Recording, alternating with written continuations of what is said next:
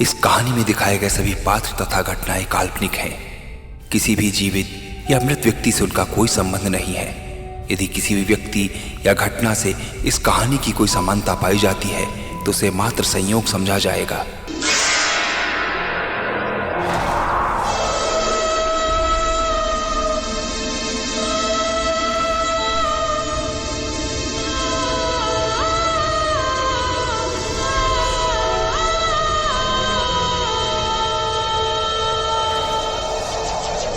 दोस्तों, मैं विनीत उपाध्याय फिर एक बार आपके साथ हूं आगे की कहानी लेकर। अब तक हमने सुना कि तूफानी रात में दो अजनबी मदद मांगने के लिए आते हैं। वे किसी को कॉल करना चाहते हैं। आइए अब सुनते हैं आगे की कहानी। मुझे कुछ अजीब सा माहौल महसूस हो रहा था। ऐसा लग रहा था कि मुझसे कोई बहुत बड़ी गलती हो गई हो। ये विचार आते ही मेरे हाथ मेरी पिस्टल पर पहुंच गए। शायद मैं निश्चिंत होना चाहता था। पिस्टल का एहसास होते ही मुझ में एक हिम्मत सी आ गई।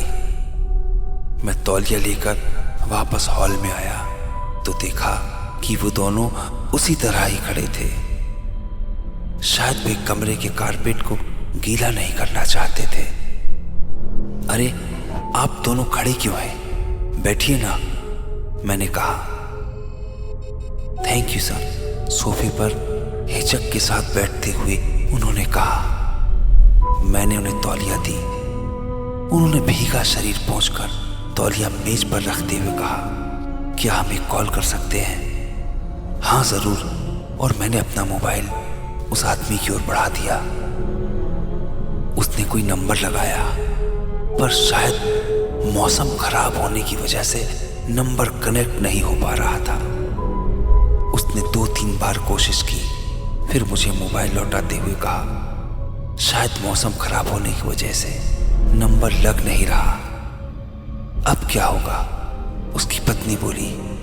उसके चेहरे पर चिंता और घबराहट की लकीरें साफ साफ दिख रही थी।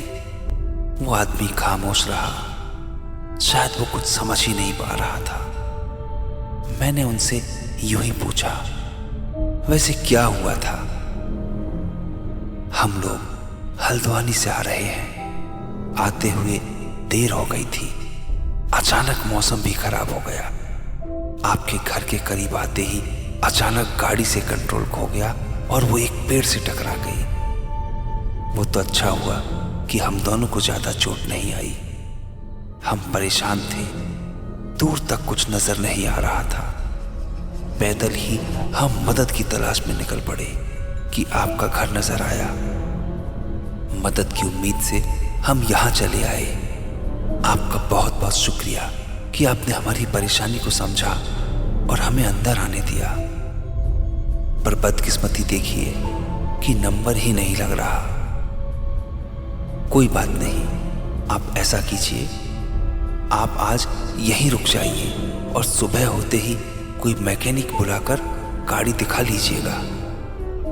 तब तक मौसम भी साफ हो जाएगा और आपकी गाड़ी भी ठीक हो जाएगी। मैंने उनकी परेशानी और हालात को देखते हुए कहा। अरे नहीं सर, आप क्यों परेशान होते हैं? हम गाड़ी में ही रुक जाएंगे, उस आदमी ने कहा। अरे नहीं, आप इतनी रात को कहाँ जाएंगे? मौसम भी खराब है। एक काम कीजिए, आप सुबह होते ही चले जाइएगा। न जाने किस भाव में आकर मैं ये सब कह गया। पर सर, आदमी ने कुछ कहना चाहा। तकल्लुफ मत कीजिए, आप दोनों आराम कीजिए। इतनी बारिश और रात भी है और आपके साथ आपकी पत्नी भी है। ऐसे में गाड़ी में सोना ठीक नहीं। आप यहीं रुक जाइए, मैं आपके सोने का इंतजाम करता हूं। जी शुक्रिया, हम सुबह होते ही निकल जाएंगे, उसने अपनी पत्नी से सहमति लेते हुए कहा। ठीक है, आइए आपको आपका कमरा दिखा देता हूं। उन दोनों को मैं गेस्ट रूम में छोड़कर वापस अपने कमरे में आकर लेट गया। आने से पहले मैंने अपना कुर्ता पजामा और अपनी पत्नी की एक साड़ी उन्हें दे दी, क्योंकि उनके कपड़े काफी भीगे हुए थे। मैं लेटे लेटे उनके ही बारे में सोचता रहा और कब सो गया पता ही ना चला। सुबह जब मेरी नींद खुली तो मैंने गाड़ी पर नजर दौड़ाई। देखा तो सुबह के 6 बज चुके थे। रात में देर से सोने के कारण समय का पता ही ना चला। मैं तुरंत बेड से उतरा और अपने रूम से बाहर आया तो देखा उनके कमरे का दरवाजा खुला हुआ था। मैंने कमरे के बाहर से उनको आवाज दी पर अंदर से कोई आवाज नहीं आई। मैं कमरे के अंदर गया तो देखा बेड खाली था। बेड में सिलवटें पड़ी थी और बेड के किनारे वही कपड़े पड़े थे जो मैंने उन्हें पहनने के लिए दिए थे, पर वह कुछ गीले से लग रहे थे। शायद रात में उनके पहनने से गीले हुए थे। पर वे दोनों कहाँ गए, वो भी बिना कुछ बोले? समझ नहीं आ रहा था। मैं कमरे से बाहर आया, पूरे घर में ढूंढा, एक एक कमरा चेक किया पर कहीं नहीं थे। मैं बाहर निकला तो देखा बाहर का दरवाजा भी खुला हुआ था। बाहर निकल कर देखा तो कोई नजर नहीं आया।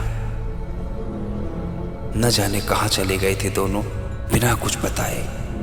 मैंने सोचा कि शायद मुझे सोता हुआ देखकर मुझे परेशान नहीं करना चाहते थे और बिना बताए ही चले गए। मैंने अंदर आकर एक बार फिर पूरे घर को चेक किया पर उनका कोई नामो निशान नहीं था, ना ही कोई सामान गायब था। कुछ देर तक मैं उनके बारे में सोचता रहा। फिर मैं किचन में पहुंचा, अपने लिए चाय बनाई। तब तक अखबार वाला अखबार डालकर चला गया था।